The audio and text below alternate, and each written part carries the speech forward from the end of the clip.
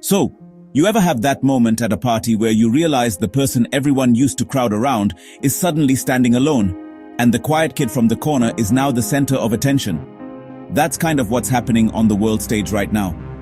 For the longest time, if you were a country and you wanted to be in the cool kids club, you had to be friends with America. It was like the global high school cafeteria, and America was the quarterback. But things are shifting. There's a new player on the field and everyone's looking their way. That player is India. And the big question isn't just who is teaming up with India, but why? Are they just looking for a new friend, or are they building something to challenge the old guard? It's a fascinating dynamic, isn't it?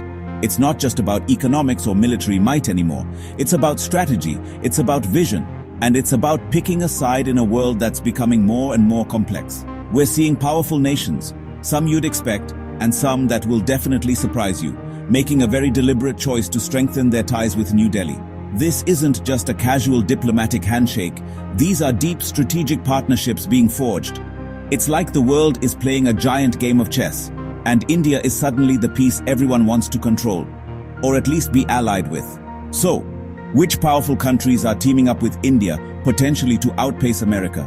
It's a loaded question, and the answers are even more complex. We're going to break it all down, looking at the deals, the handshakes, and the behind-the-scenes maneuvering that are reshaping global alliances as we speak. This isn't just about reading headlines, it's about understanding the seismic shifts happening beneath the surface. Let's dive into the top choices and see why India is becoming the go-to partner on the global stage. It's going to be a wild ride. Alright, let's start with the one that gets everyone talking, Russia. Now, the India-Russia relationship isn't new. It's like that old friendship from your childhood that somehow survived decades of drama, new friends, and changing neighborhoods. While the rest of the world has been giving Russia the cold shoulder, putting them in the global penalty box, India has been like, hey, you good? Need anything?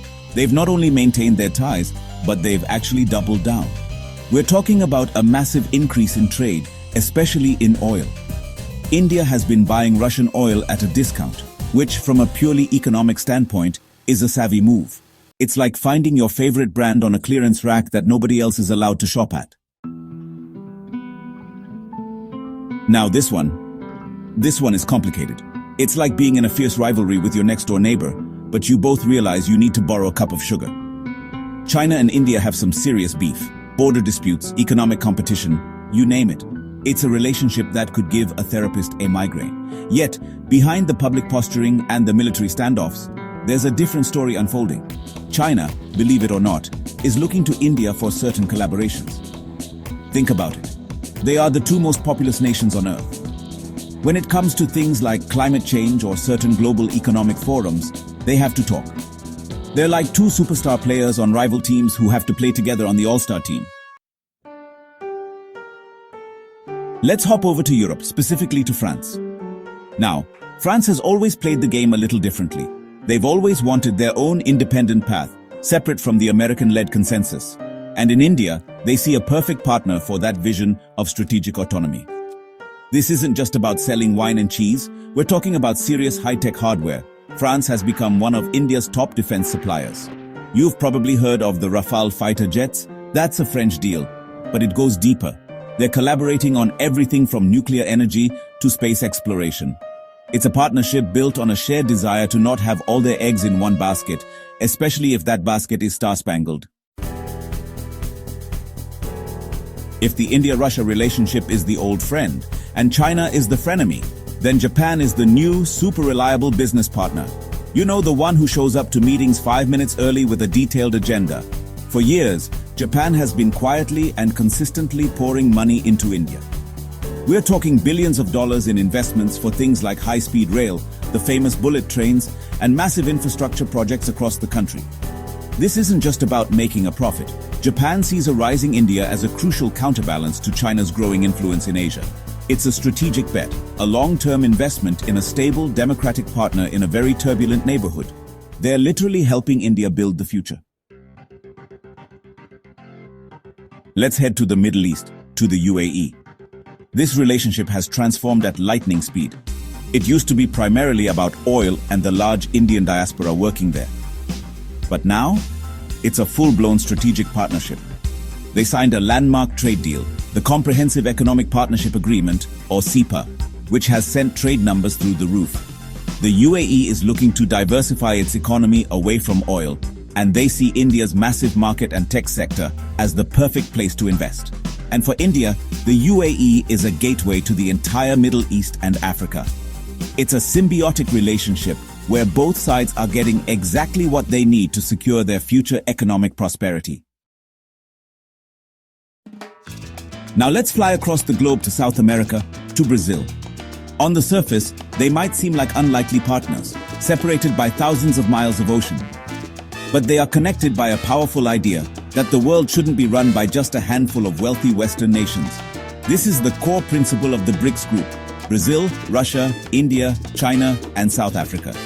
India and Brazil are two of the biggest democracies in the global South, and they often find themselves on the same side of major global debates, from trade rules at the WTO to climate change negotiations. They share a vision for a more multipolar world, which is a diplomatic way of saying a world where America isn't the only one calling the shots. Staying within the BRICS family, let's talk about South Africa. This relationship is rooted in history, going all the way back to Mahatma Gandhi's time there. But today, it's about the future. Like India and Brazil, South Africa is a major voice for the developing world. They share common challenges: poverty, inequality, the need for sustainable development, and they believe in finding common solutions. When they speak together in international forums like the UN or the G20, they represent a huge portion of the world's population. Their partnership is a powerful symbol of South-South cooperation, a united front pushing for a global system that is more equitable and fair for nations that have historically been left behind. And finally, let's go back to the Middle East, to the other major power player, Saudi Arabia. For decades, the Saudi-US relationship was one of the cornerstones of global politics: oil for security. But we're seeing a definite recalibration. Under Crown Prince Mohammed bin Salman's Vision 2030, Saudi Arabia is making massive bets on the future, and a huge chunk of that bet is on India. They're not just a seller of oil to India anymore, they're becoming a major investor. We're talking about huge investments in Indian energy, technology, and infrastructure. For Saudi Arabia, a partnership with a rising economic giant like India is essential for their own economic transformation. It's a clear signal that the kingdom is diversifying its strategic alliances beyond its traditional Western partners. So there you have it. Russia, China, France, Japan, the UAE, Brazil, South Africa, and Saudi Arabia. From old allies to complicated rivals and new best friends, these 8 countries are betting big on India. It's a complex web of shared interests, strategic calculations, and a collective desire for a world that isn't dominated by a single power. Each partnership is unique, driven by its own logic, whether it's discounted energy, technological collaboration, or a shared vision for a new global order. But when you put them all together, a clear picture emerges. India is at the center of a major global realignment. The world is changing, and these nations are placing their chips on New Delhi. The ultimate question, of course, is what this all means for the United States. Will this shift the balance of power away from America? It's not a simple yes or no. America is still a formidable economic and military force, but it's clear that its unipolar moment is fading. The rise of these new alliances, centered around India, suggests we are moving into a multipolar world with multiple centers of influence. This isn't necessarily a bad thing. It could lead to a more balanced and dynamic global system, but it's a fundamental change, and one that the entire world is still learning to navigate. The game is changing, and the old rule book no longer applies. What do you think?